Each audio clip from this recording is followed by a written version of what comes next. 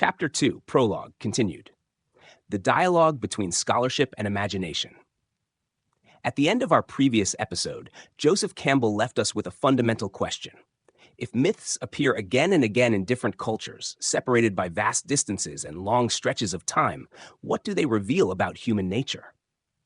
Now the author turns his attention to another problem. It is not enough to understand myths themselves. We must also understand how mythology came to be studied in a serious and comparative way. To do so, Campbell invites us to return to the 19th century. From our perspective today, it may seem obvious that the religions and traditions of the world can be compared with one another. Yet for a very long time, that idea was far from accepted. Cultures tended to view their own beliefs as unique and exceptional, while regarding those of other peoples as superstitions, errors, or mere curiosities. Campbell illustrates the intellectual climate of that era through an ancient Buddhist parable. It is the story of the blind men and the elephant. Each blind man touches a different part of the animal. One feels the trunk and concludes that an elephant is like a snake. Another touches a leg and insists it resembles a pillar. A third encounters an ear and believes he is dealing with a fan. Each possesses a fragment of the truth, yet none grasps the whole. The result is inevitable. They argue. They contradict one another. They defend their conclusions with complete certainty. And they end up fighting over something that none of them fully understands. For Campbell, this image perfectly captures much of humanity's intellectual and religious history. Individuals, philosophical schools, and even entire civilizations have spent centuries debating the nature of truth while seeing only fragments of a reality far larger than themselves. What makes the 19th century so significant is that this situation slowly began to change. New academic disciplines emerged or reached an extraordinary level of development. Classical studies, comparative philology, archaeology, biblical criticism, anthropology, and the systematic study of religion began to accumulate a body of knowledge unlike anything previously available. Suddenly, scholars were able to examine side-by-side traditions that had long remained isolated from one another. And that is when the surprises began.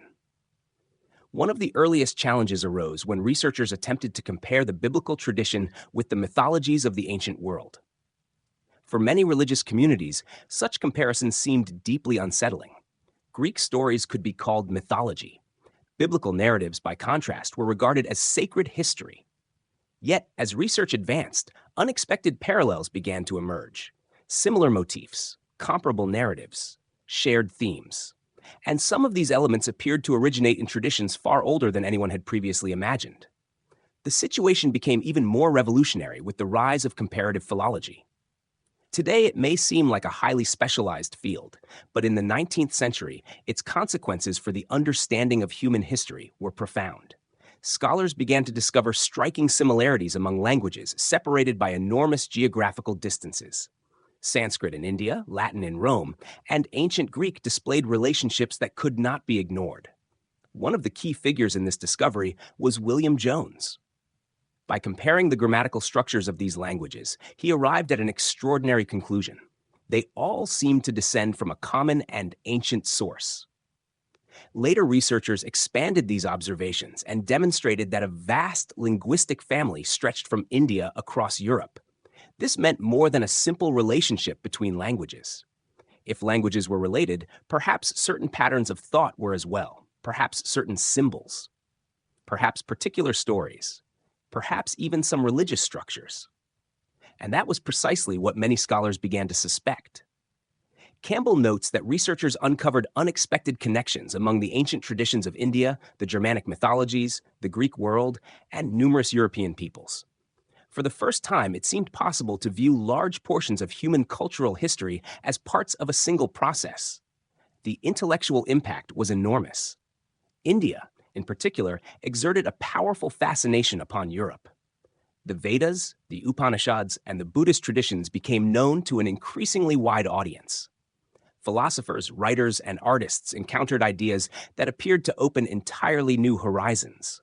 Schopenhauer was deeply influenced by Indian texts. The brothers Grimm searched European folktales for remnants of ancient mythological traditions. And Richard Wagner found inspiration in Germanic legends for some of his most important works. Yet Campbell warns that every great idea can produce unexpected consequences. And here the story takes a particularly important turn. Scientific discoveries do not arrive in an empty society. They arrive in societies already filled with emotions, political interests, and historical conflicts. Some thinkers began transforming these linguistic and cultural investigations into theories about races, superior peoples, and historical destinies. What had begun as an academic inquiry gradually became fuel for increasingly dangerous ideologies. Campbell mentions a succession of authors who developed such ideas during the 19th and early 20th centuries. Concepts of supposed racial superiority acquired a seemingly scientific vocabulary and began to gain political influence. In time, these speculations would contribute to some of the darkest chapters of modern history. At this point, Campbell offers an observation that remains profoundly relevant today. Mythology is not an intellectual game. It is not a hobby for specialists.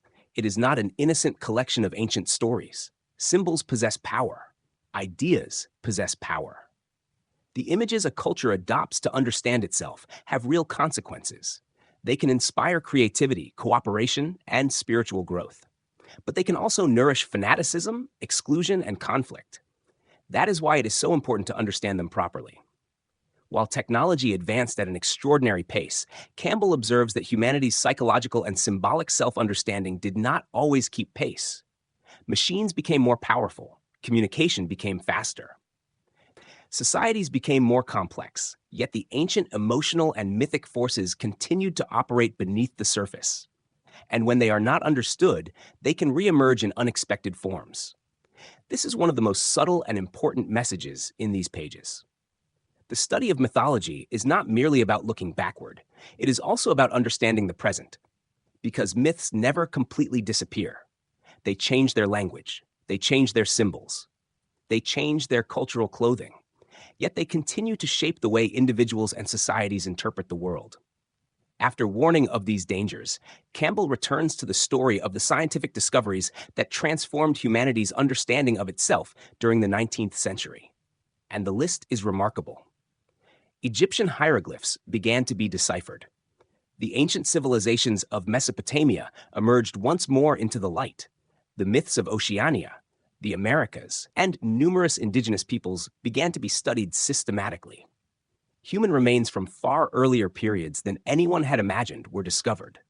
Evidence of Neanderthal man came to light. Previously unknown prehistoric cultures were identified.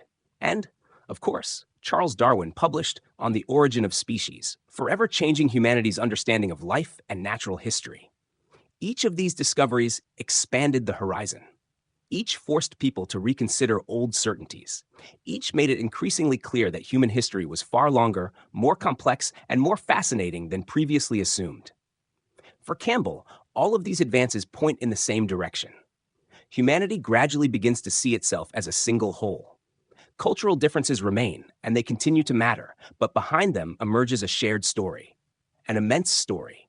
A story that connects peoples who once seemed worlds apart.